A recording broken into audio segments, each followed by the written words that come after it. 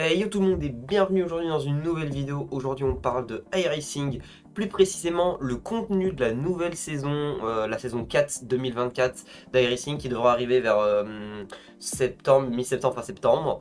On va parler aujourd'hui du nouveau contenu qui va y être ajouté et essayer de voir s'il y a du contenu qui peut être intéressant à pratiquer ou si on a du contenu un peu ridicule. Par ridicule entre guillemets, j'emploie ce terme pour définir des circuits qui sont pas trop utilisés ou des voitures qui sont très peu utilisées, comme la Formule 1 ou quoi. Mais voilà, on va voir un petit peu ce qu'il y a comme nouveau contenu et déjà il y a quelques petites choses qui m'intéressent un peu. Premièrement, on se retrouve avec la première news et je pense une des plus grosses news qu'il y a sur cette saison, c'est l'arrivée enfin de l'évolution de la McLaren MP4 12C GT3, la McLaren 720S Evo. Et ça, franchement, qu'est-ce que ça fait plaisir. Je peux pas vous dire à quel point ça me fait plaisir parce que j'aime beaucoup rouler cette voiture. Déjà, je suis ACC en temps normal et je suis aussi très fan de cette voiture. Je trouve que même le design et tout est incroyable sur cette voiture et j'étais vraiment très excité à l'idée de pouvoir la rouler dans iRacing. Alors il faudra quand même attendre septembre pour pouvoir la rouler, mais ça fait plaisir d'avoir de nouvelles GT3 parce que avoir une GT3 qui est vieille de 10-11 ans, ça fait quand même un peu bizarre sur une simulation qui veut un peu la meilleure du plateau. Parce que je veux le rappeler, le trailer que vous voyez ici annonçant l'arrivée de la McLaren MP4 12C date d'il y a 10 ans. Il y a 11 ans, même 12 ans pour être plus précis. Et ça fait 12 ans qu'on a la même voiture et qu'on n'a pas eu l'évolution. Alors que la 720 c'est sorti depuis 4 ans déjà, peut-être, quelque chose comme ça. Donc franchement, avoir une nouvelle GT3, enfin, ça fait vraiment plaisir parce que ça montre que voilà, on continue d'amener, même s'il y a un plateau énorme de GT3, même peut-être trop de choix de GT3, voilà, ça montre que quand même on va essayer d'apporter un maximum de réalisme au plateau et remplacer un petit peu les vieilleries entre guillemets qui restent encore. C'est peut-être une des voitures les plus anciennes qui restent sur le plateau en termes d'années, cette McLaren MP4 12C. Elle va se faire remplacer malheureusement par la 720S et je pense que c'est une plutôt bonne chose parce que elle est sympa à conduire cette McLaren, mais c'était pas non plus le feu de Dieu à conduire quand même. Préfère des voitures comme la Porsche ou quoi, personnellement de mon avis. Mais voilà, au moins c'est cool d'avoir une nouvelle voiture plus récente qui va venir entre guillemets effacer la version précédente. Et franchement, alors moi je trouve qu'il y a deux points à voir sur cette McLaren et qui sont un petit peu, pas problématiques, mais voilà, je trouve ça un poil bizarre quand même. Premièrement, moi je trouve personnellement de mon avis que d'ajouter une McLaren en plus, alors c'est un super point, genre on va commencer par celui-là. Voilà, comme ça sera mieux pour tout le monde. Le premier point, c'est que c'est super, on a enfin cette voiture que tout le monde attend, que même moi en tant que fan de McLaren, j'attends depuis vraiment longtemps, et que vraiment je kiffe à la mort, et que je voulais dans les racing depuis des années. Second point, et là c'est un plus grand problème, le plateau GT3 est gigantesque. Parce que si on regarde aujourd'hui le plateau GT3 présent dans iRacing, en retirant entre guillemets, les versions Legacy comme cette magnifique BMW Z4, et ben on peut voir qu'on a énormément de voitures qui sont disponibles, donc sauf elle bien évidemment, on va dire que toutes celles-ci sont disponibles au choix. Et regardez le nombre de voitures qu'il y a. On va remplacer celle-ci par la nouvelle McLaren. Donc, nouvelle BOP sur la McLaren, forcément. Qui dira nouvelle BOP pour toutes les voitures. Et on connaît iRacing. Bon, les BOP d'iRacing, voilà, il y a peut-être un week-end où c'est la BMW Cup et le week-end d'après, c'est l'Audi Cup. Donc, bon, voilà, on sait que les balances performantes sur iRacing sont pas très généralement super méga bien faites. Parfois si, mais généralement et majoritairement non. Donc avoir une voiture, une nouvelle comme ça supplémentaire qui va arriver, est-ce que ça va pas un peu chambouler le choix de tout le monde et la prendre parce que ça sera certainement la voiture la plus fast qui va arriver au début. Je pense sur les premières semaines il n'y aura peut-être pas de BOP sur cette voiture, mais dans les semaines d'après. Et c'est un peu comme toutes les voitures. J'ai peur que si cette voiture qui est géniale, hein, mais cette voiture si elle n'a pas la BOP qui suit par rapport aux autres, elle sera vraiment mise de côté et oubliée. Et j'ai pas envie d'acheter une voiture qui, 2 semaines plus tard, sera super méga moins vite autour par rapport aux autres. même si moi c'est quelque chose que personnellement je m'en fiche un peu de rouler avec la moins bonne voiture du plateau, si j'achète une nouvelle voiture et que quelques jours plus tard elle est moins performante, forcément ça va me rendre un peu fou. En tout cas, si jamais elle sort et qu'elle n'a pas une bonne BOP et que quelques semaines après, comme certaines autres voitures, elle est délaissée et mise de côté parce qu'elle n'est pas très bonne en termes de performance, c'est pas grave, c'est pas ça qui va me retenir de l'acheter personnellement. Faites-vous votre avis, vous, je pense, personnellement, si vous pouvez vous la procurer ou pas. Ça fait une énième GT3 en plus. Moi je pense que je vais l'acheter quand même parce que je suis quand même assez curieux de voir un peu ce que ça va donner cette nouvelle voiture, mais sans vraiment plus d'attente. Je m'attends pas vraiment à ce que ce soit une des meilleures voitures du plateau, donc voilà, je pense que ça va plus l'acheter, rouler avec pour le plaisir de rouler avec cette magnifique 720 SEO. Bon, maintenant qu'on a parlé du point entre guillemets qui était le plus important pour moi, parce que voilà, la 720 c'est vraiment ma voiture de cœur, on va passer au reste du contenu acheté dans la mise à jour. Alors, on va avoir le circuit de Zolder qui va être refait. Alors, bon, est-ce que ça c'est quelque chose qui m'enjaille un peu? Pas vraiment, parce que Zolder, c'est pas que je suis pas fan du circuit, mais c'est pas le circuit que je kiffe le plus, donc c'est un circuit que je n'ai pas acheté. La version refaite, est-ce que je l'achèterai? Je ne pense pas, franchement, très honnêtement. Après, à voir encore une fois les circuits resurfacés, si c'est, s'ils sont bien, peut-être, mais bon, je suis pas vraiment sûr, donc je pense pas que moi personnellement cette information m'intéresse. Mais je pense que pour les Belges et pour voilà les personnes du Benelux, tout ça, c'est peut-être une bonne information. Les mini-stocks véhicules, voilà, qui devraient, pareil aussi, septembre 2024.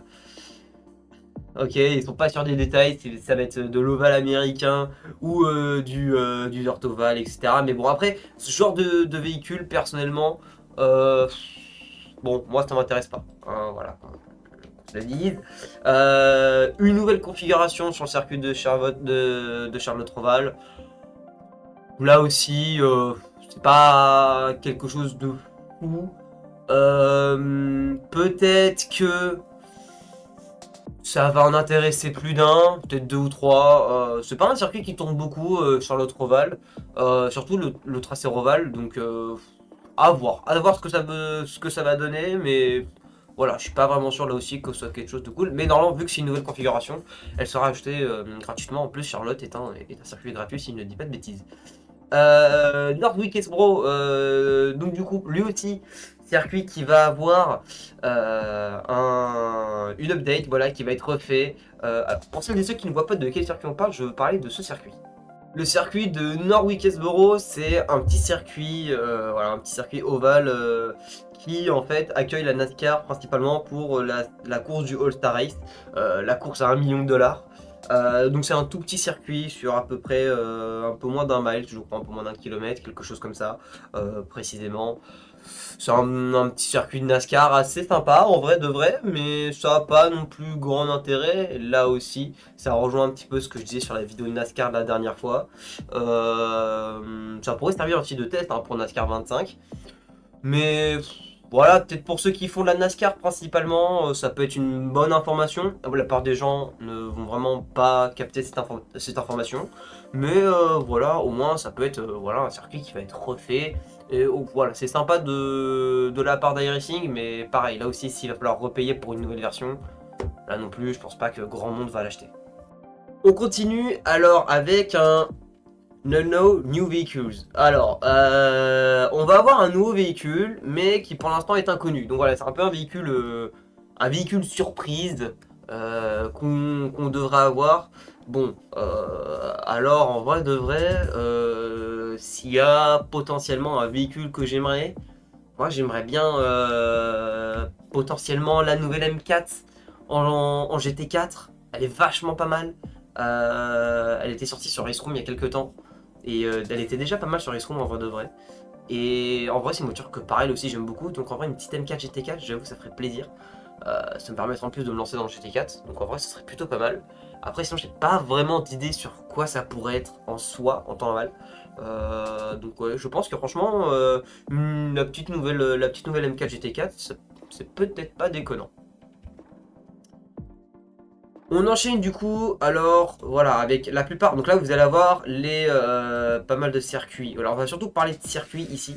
Notamment le circuit de Spa-Francorchamps qui va être Riscan. Voilà, encore une fois, on ne sait toujours pas si on va devoir payer la nouvelle version ou pas du tout.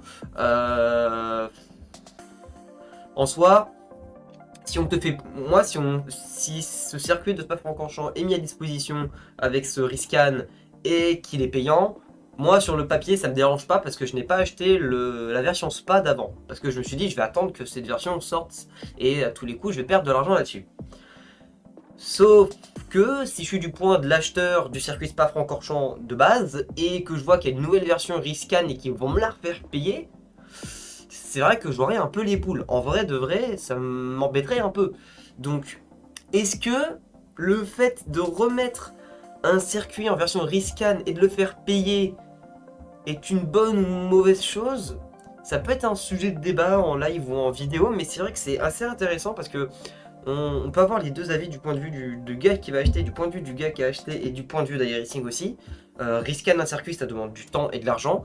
Et est-ce que le faire payer c'est politiquement correct alors qu'on a acheté un circuit, alors que oui, qui est vieux, qui est moins risqué, mais qu'on a quand même déjà acheté 17 $. Bon, ça après c'est à voir et puis à méditer un peu aussi. Il faut se poser et réfléchir à cette question. Mais bon, voilà. Hâte de voir ce que ça va donner. Ça fait un moment qu'on est au courant que Spa-Francorchamps sera en mode Riscan. Maintenant, il va falloir voir qu'est-ce que ça va donner en soi pour les tarifs et si on le paye ou non. Bon, sinon après ça, l'ajout de circuits comme Cadwell Park ou Truxton, bon, ça peut être sympa à la limite de voir ce que ça va donner. Ce de sorte de petits, enfin, de petits circuits, de bons circuits quand même anglais, qui peuvent être sympa avec généralement des caisses comme du BTCC ou du TCR, donc à voir ce que ça peut donner, mais je serais peut-être plus enjaillé par Truxton que par Cadwell, mais à voir. Mais Truxton, oui, j'ai déjà roulé le circuit sur RF2 avec le BTCC, c'est une vraie tuerie. Donc voilà, à voir aussi pour Cadwell, ça me permettra de découvrir aussi ce circuit. Donc voilà, une news sympa aussi. La Cup Series 2003. Alors du coup, il y a eu la voiture de Matt Kenseth et la voiture de Kevin Harvick qui ont été scannées. Et en fait, on va avoir la NASCAR Cup Series de 2003. Et en fait, ça va remplacer les voitures des générations 4 qui sont en fait les voitures des Nationwide de 2009. Et donc, bon, voilà, en soi, est-ce que c'est vraiment intéressant? Bon, NASCAR 2003,